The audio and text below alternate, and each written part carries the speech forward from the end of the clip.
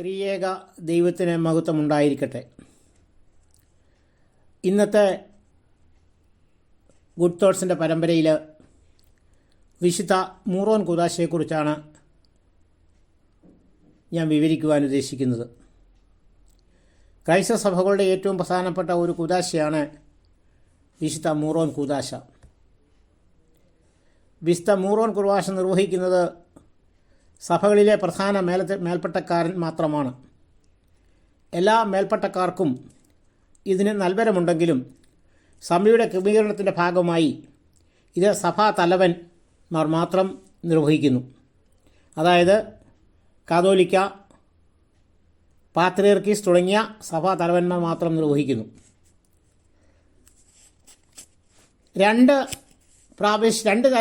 രീതിയിലാണ് ഇത് ജീവിതത്തിൽ അപ്ലൈ ചെയ്യുന്നത്. ഒന്ന്, മൂറോൻ തൈലം മാമോദിസ മുങ്ങിയതിൻ്റെ പരിസറുകാരുടെ അഭിഷേകത്തിന് വേണ്ടി ഉപയോഗിക്കുന്നു. മറ്റൊന്ന് പള്ളി കുദാശിക്കും. ഇങ്ങനെ രണ്ടവസരത്തിൽ മാത്രമേ വിശുദ്ധ മൂറോൻ ഉപയോഗിക്കാറുള്ളൂ.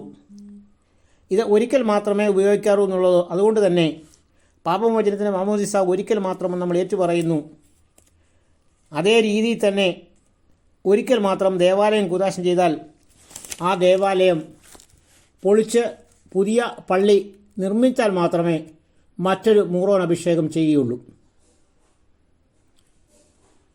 എത്ര കമനീയമായി പള്ളി നവീകരിച്ചാലും ഇത് ആവർത്തിക്കില്ല.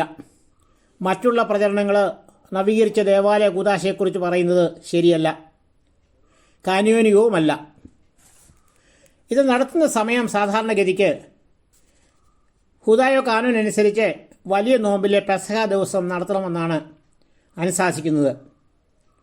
എന്നാൽ അത്യാവശ്യം വന്നാൽ വലിയ നോയമ്പിൽ കുർബാന നടത്താവുന്ന ഏതവസരത്തിലും ചിട്ടയോടെ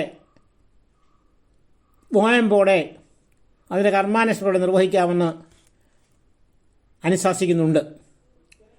മൂറോൻ കൂദാശയ്ക്ക് ഉപയോഗിക്കുന്ന മറ്റ് സുഗന്ധ വർഗത്തിൽ ഏറ്റവും വിലയേറിയ തൈലം ബൽസാമുൻ തൈലമാണ്. മൂറോൻ കൂദാശ നിർവഹിക്കുന്ന പ്രധാന മേലധ്യക്ഷനും സഹ മേൽപ്പട്ടക്കാരും അതിന് ഭാഗമാക്കുന്ന പട്ടക്കാരും ശമാശന്മാരും ദീർഘനാളത്തെ തയ്യാറെടുപ്പും ഉപവാസവും നോയമ്പും എടുക്കണമെന്ന് നിഷ്കർഷിക്കുന്നു. ശുശ്രൂഷയ്ക്കുള്ള തയ്യാറെടുപ്പെന്ന് പറയുന്നത് 12 ധൂപക്കുറ്റികൾ, 12 മറുബാഹാസകൾ, 12 തിരികൾ, പ്രധാന കാർമ്മികനെ മറയ്ക്കാനുള്ള കുബൂസ, പള്ളിയുടെ മധ്യഭാഗത്ത് ഭീമ എന്നിവയാണ് ശുശ്രൂഷ സംവിധാനത്തിൽ രേഖപ്പെടുത്തുന്നു. ശുശ്രൂഷ വേളയിൽ 12 ധൂപകുറ്റികൾ ഏന്തിയ 12 വൈദികരും 12 പൂർണ്ണ ഷമ്മാശന്മാർ മറുവാസികളും പിടിക്കുന്നു. 12 തിരികൾ പിടിക്കാൻ 12 അപ്പുദിയോക്കന്മാരെയും ചുമതലപ്പെടുത്തുന്നു.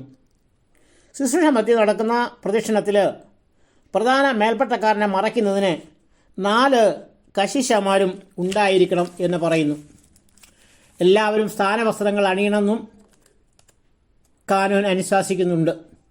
പ്രധാനമായും 2 സുദീർഘങ്ങളായ ശുശ്രൂഷകളാണ് മൂറോൻ കൂദാശയ്ക്ക് ഉള്ളത്. പ്രഭാത പ്രാർത്ഥനയ്ക്ക് ശേഷം ഈ ശുശ്രൂഷ സാധാരണ നടക്കാറ്.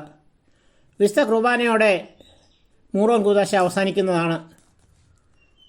ശുശ്രൂഷയിൽ അർക്കിയോക്യോൻ്റെ സാന്നിധ്യവും അംശവഴി പിടിക്കുന്നതിനുണ്ടാകും എന്നുള്ളൊരു പ്രത്യേക കാര്യമാണ്. മൂറോൻ പാകപ്പെടുത്തുന്നതിന് ആവശ്യമായ സുഗന്ധദ്രവ്യങ്ങൾ, ഔഷധങ്ങളുടെയും ഒരളവ് കൂടി രേഖപ്പെടുത്തി ഞാൻ ഈ എപ്പിസോഡ് അവസാനിപ്പിക്കുവാൻ ആഗ്രഹിക്കുന്നു. സൈത്തെണ്ണ 100 കുപ്പിയാണ്, അതായത് 400 സൂസോ. ചുക്ക്, കുരുമുളക്, ജാതിക്ക, കുങ്കുമപ്പൂവ് ഇവ 200 സൂസോസിനം. കറുവാപ്പട്ട 50 സൂസോ. ജഡാമഞ്ചി 60 സൂസോ. പച്ച നെരിയാസ് 60 സൂസോ. ബൽസാം സൈത്തിൻ്റെ പകുതി, അതായത് 200 സൂസോ.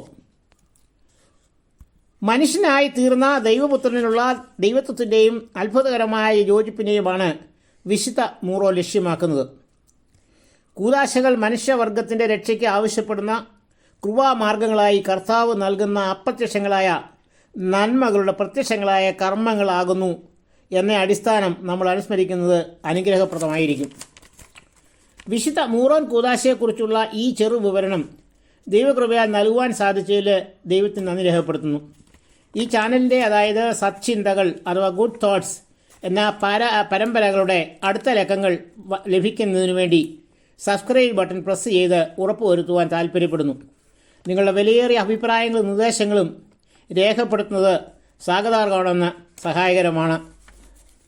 എല്ലാവർക്കും ദൈവം അനുഗ്രഹങ്ങൾ ചൊരിയട്ടെ എന്ന് പ്രാർത്ഥിച്ചുകൊണ്ട് നിർത്തട്ടെ. ത്രിയേക ദൈവം